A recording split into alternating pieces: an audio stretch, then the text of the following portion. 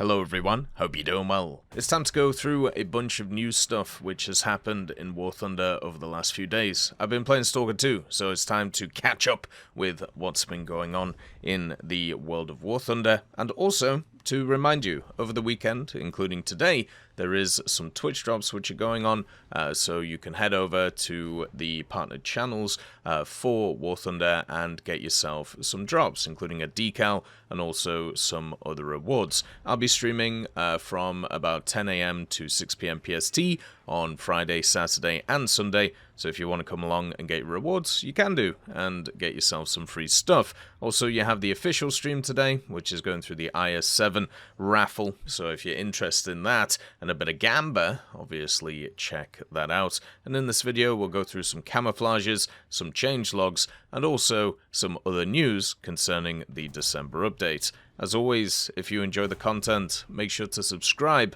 Let's get started. The first piece of news is we have a new camo box for update Firebirds.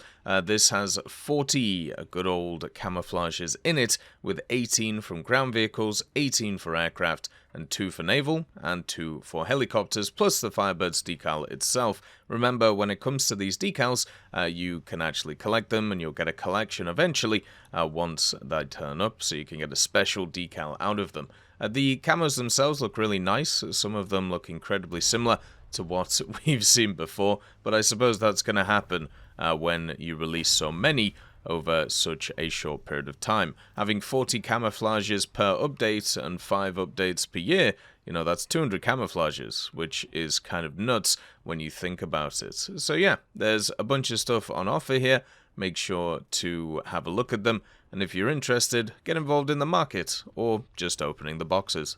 The next piece of news is we have a changelog. Now, Chabby has been putting out a few data mines over the last few days, talking about some things that the team was fixing. And if you haven't noticed in War Thunder, there's been a bunch of little bug fixes here and there, or a bunch of little updates over the last few days, while Update Firebirds has been released. And obviously this is fixing a bunch of stuff, and one of the large areas they've been focusing on is obviously fixing some of the graphical settings which have been screwing people up. For me personally, my graphics have been all over the place. I've been trying and testing different things. There's been a bunch of bugs with it. There's been a bunch of GPU maxing and a bunch of different things going on, and it hasn't been exactly great. But hopefully over the weekend, we can get it sorted out and we can get it all good. Now, this is update 2.41.0.26, and what's most interesting about this one is this is the first update, or first changelog, I should say, since the 31st of October, which is when they reduced the overall sound of the game because it is, let's be honest, very loud. Now, the fact is that shows you how long the update period was, how much effort was going into this new update. The fact that we didn't have any changelogs for about 3 weeks, which is something that doesn't happen a lot in War Thunder. If you have a look at October itself, you have, let's say, 3, 6, you have 9 separate changelogs over the 31-day period, whereas in November, so far, we've obviously had the update, but we've only had 1 changelog on top of that. So it shows you how much they were really gunning for this update and trying to get it sorted because of the fact that it has so many changes in it. Now, the update itself, it first of all has ground vehicle changes. So there was a bug that caused wagons and trains to be marked as enemies. That has been fixed. I feel like this has been a bug for an incredibly long time. I thought it was just a part of the game because of the fact that you have these things around the place, but if you didn't know, you can actually scout the enemy trains, well, not even enemy trains, the neutral trains that are around the map, and what it'll do is it'll create a very small blip on the map, which would confuse people thinking that it was a light tank, but the blip itself looked completely different than other blips, so I don't know why people would get that confused unless they weren't familiar with it. But yeah, now they've removed that. That kind of sucks, because I thought it was kind of an interesting little gameplay thing where you could kind of, you know, use some subterfuge to try and get people to shoot things that, or maybe pop out to shoot things that maybe they wouldn't normally. But unfortunately, that's gone now. The trains are no longer enemies. There was also a bug that caused radars on ground vehicles to display target markers from the previous battle, and that has been fixed, and also a bug that caused ground vehicles to appear in the center of the map and fall underground upon respawning has been fixed. I saw this happen on Advance to the Rhine and also a few other maps. Imagine you just try and respawn and you just disappear into the void. What a fun experience that would have been. And this is actually something that's happened a lot on that Advance to the Rhine map. There used to be an area of it where what you could do is you could actually go under the map and then just kind of go around and scoot around with it. They fixed that a while ago, but it looks like it still is having issues. But these are like standard bugs that you can expect from something like a update, and luckily they've fixed them pretty quickly, and therefore hopefully all the game breaking stuff is sorted. For aircraft, there was a bug that made it impossible to use some weapons and countermeasures at speeds above the specified Mach number drop limit for the selected weapon. That has been fixed. So basically, if you had, let's say, a bomb that couldn't be dropped over Mach 1, that would mean that a lot of your other stuff on your vehicle, including your countermeasures, also couldn't be used above Mach 1, which is, once again, quite a game-breaking bug that wasn't caught on the dev server, which absolutely sucks. Also, the MiG-21 BIS for Sweden, there was a bug that caused an incorrect amount of fuel in the drop tank. That's been fixed. And also, the F-15E and the Raam, the maximum speed at ground level has been reduced to approximately Mach 1.28, and this is it without any external weapons and fuel tanks. The maximum speed at other altitudes has been adjusted closer to references, so basically slightly reduced at altitudes of 9 to 12 kilometers and increased at 3 to 6 kilometers. So generally you should see a slight difference in flight performance of these vehicles. I've been told they should be very fast, they should be very good, but I haven't really heard anything about them yet. We'll have to see what goes on. For the Gripens, the JS39A and C, there was a bug where there was no capture stabilization for the AGM65G. That's been fixed. That was an issue on console for a while. I think it was on Xbox, where when it came to the sights that you were using for the targeting pods, they would just shake all over the place. So therefore you just couldn't use them properly. But it seems like it's come to PC as well.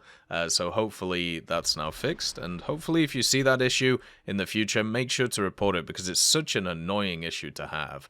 There was a bug also which made it impossible to change the rate of fire of the gun on helicopters, so that's been fixed too, and a bug that caused enemy markers to not be visible and aerialistic at distances further than 10 kilometers has been fixed. So that was another kind of game-breaking bug, because, as we know, awareness is very important, and working out where people are is also incredibly important. And one of the ways that you could do this is if you had an ally which was near enemies, you could see those enemies too, and that was removed because of they were usually further than this distance. So now technically less chat communication is needed, but more visual communication is there again. This for me is good. That's how it should be. And it was a bug, it turns out. A lot of bugs in there for this one. So, and also some quite game-breaking ones.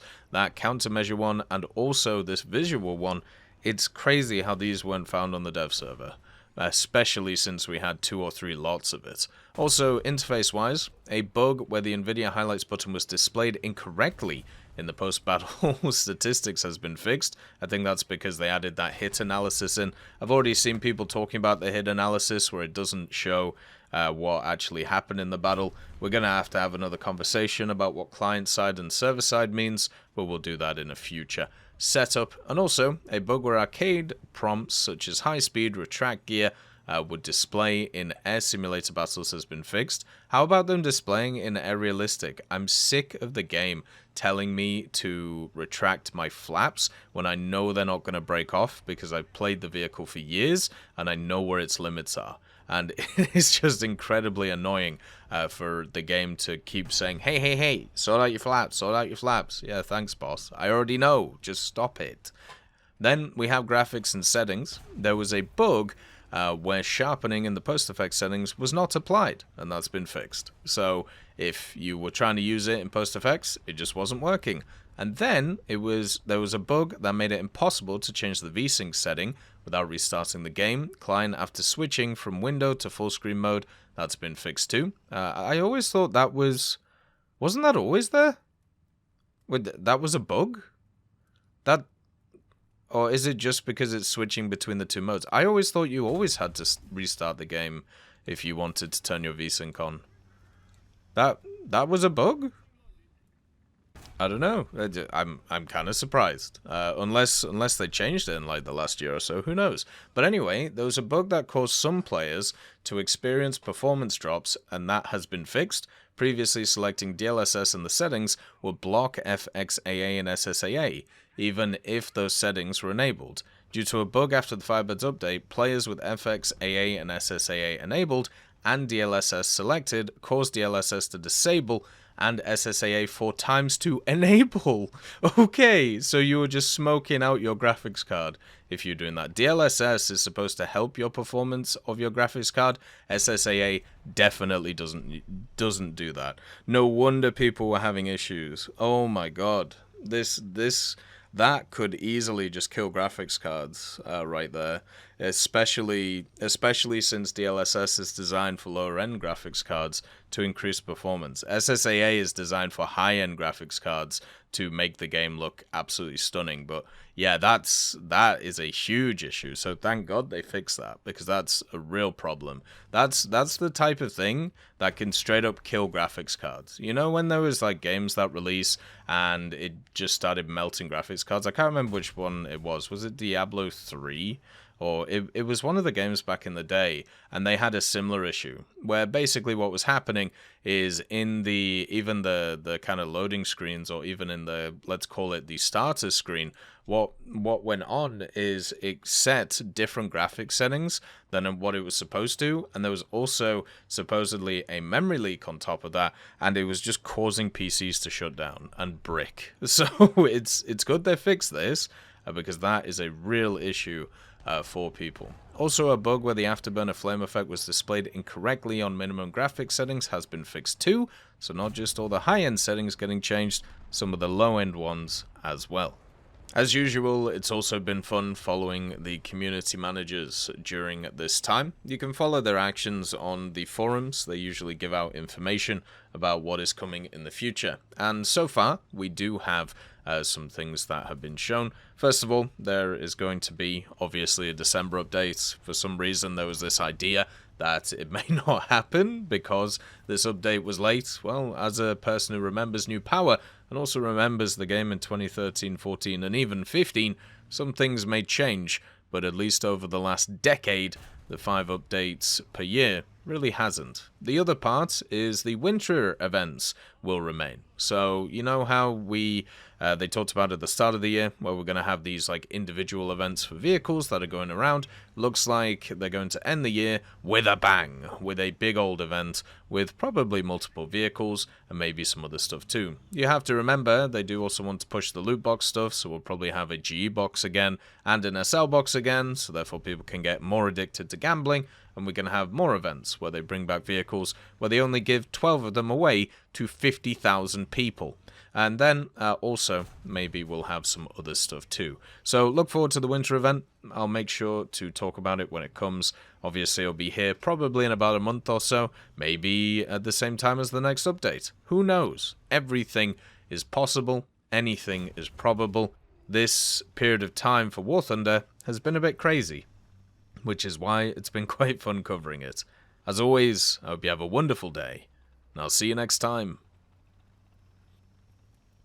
I'd just like to thank GMG Smiley, CD Beans, Chieftain Mike, EMN3 Galaxy, Tulio Pontecorvo, Brendan Quinn, Carrion Crow, Gus Irenicus, Pyman, Wartinder, Teddy, Daniel Stanton, Martinez, B. Young, Ozzy Panzer, Alan Hacker, Liam Shear, Opium Prime, Lafouche, Sem Aslan, Uncle Bean, and Derek R. for supporting the channel.